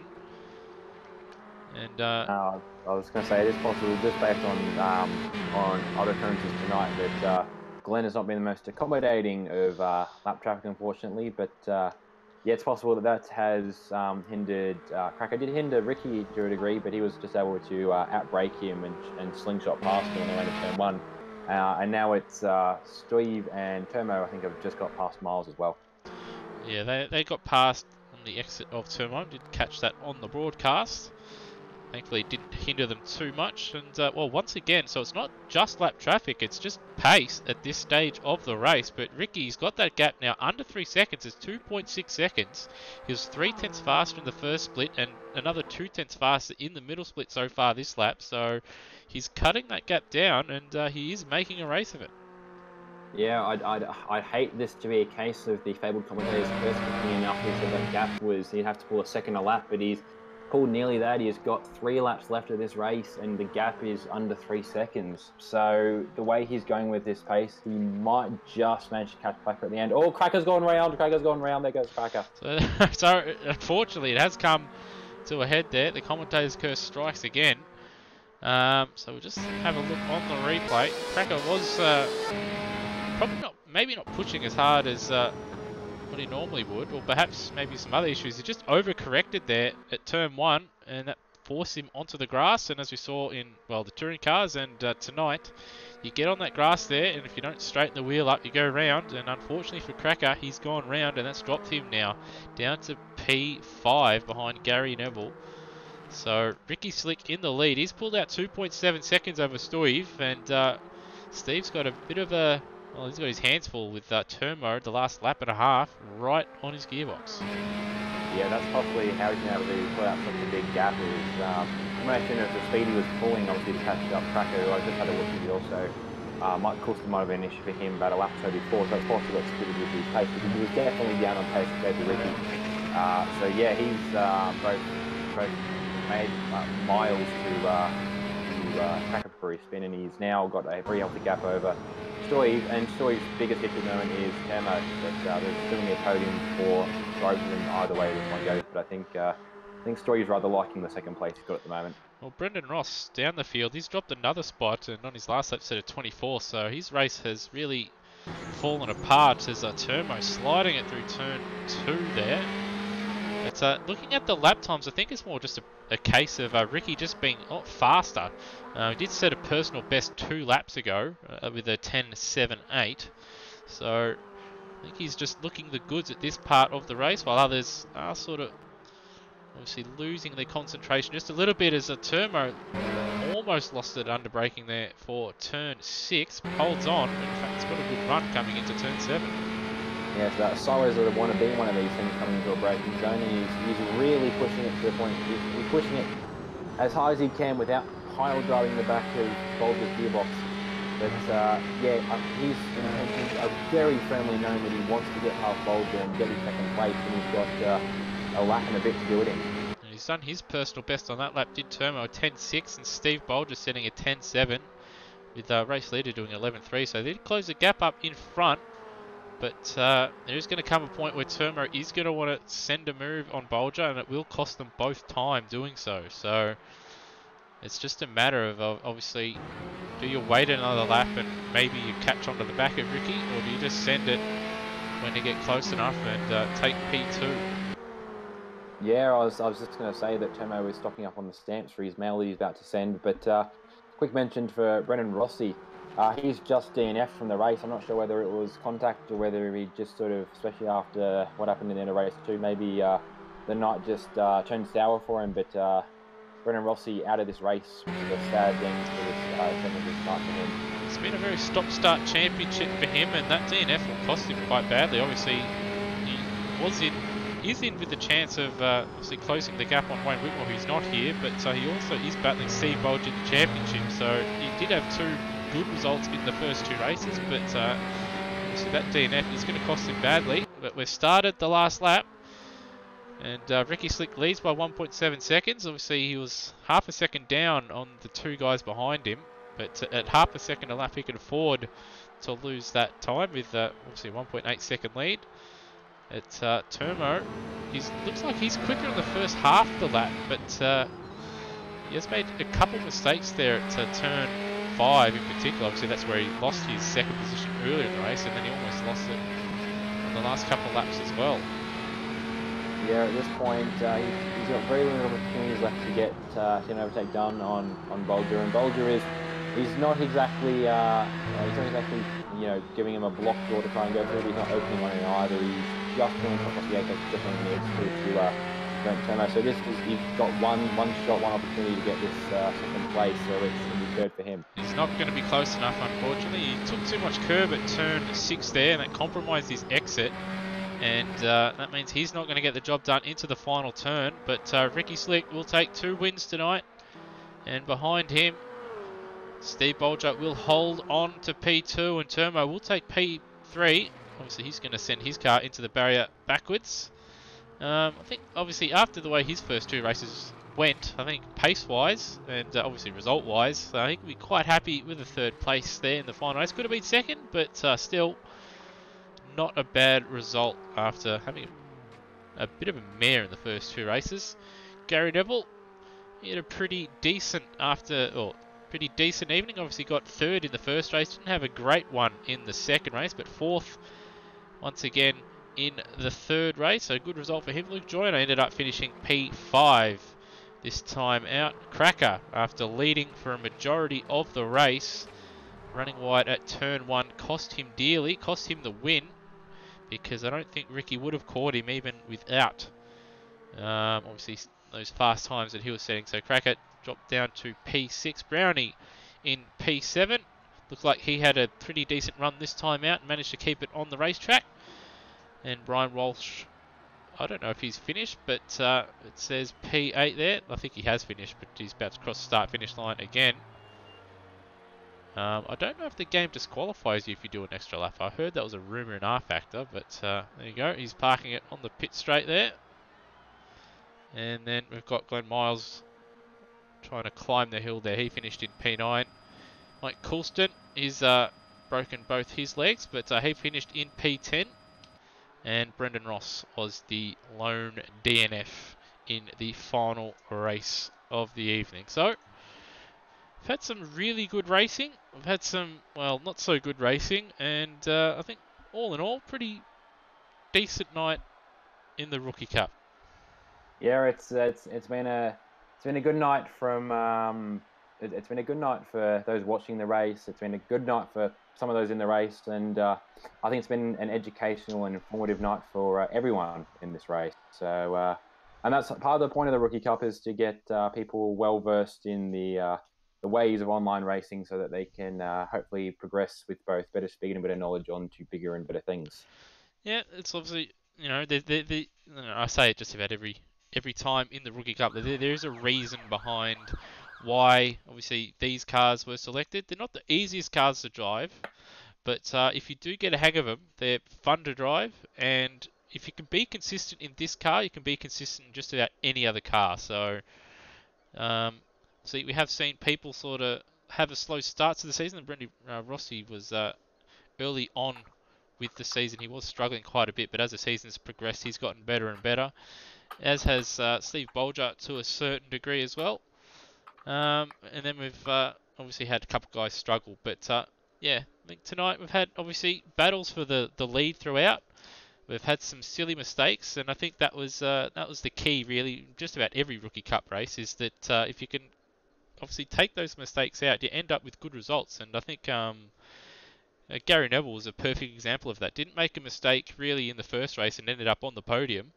And then in that last race there, he didn't make a mistake and ended up fourth. So I think that's the key for a lot of guys out there in future, is just keep it clean, don't spin it, and you'll bag yourself a good result. Yeah, and I mean, that's a thing that comes across all forms of racing. There's plenty of times I've seen real racing and sim racing where people have had brilliant positions and I've lost it through incidents. But yeah, racing is about being the fastest guy, but it's about getting to the finish. And that's a bigger priority than putting down the fastest laps. So yeah, plenty of guys have managed to benefit from having a good grasp on managing both pace and consistency and actually finishing races to sneak some good positions in the races tonight. Certainly so. Well, we're not going to have any interviews. I know there is a couple of guys that are jumping in there now, but we'll just leave that for this week.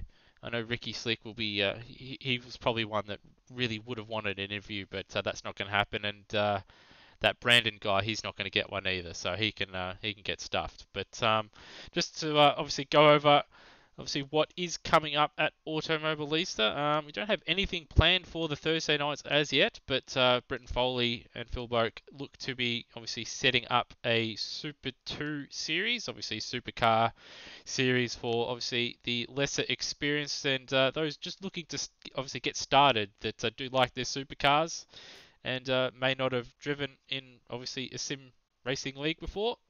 So that should be starting up in the next couple of weeks. Obviously, there's a registration page for that on the Automobilista Australia Facebook page, and all the obviously required files and all that will be posted up when the time comes.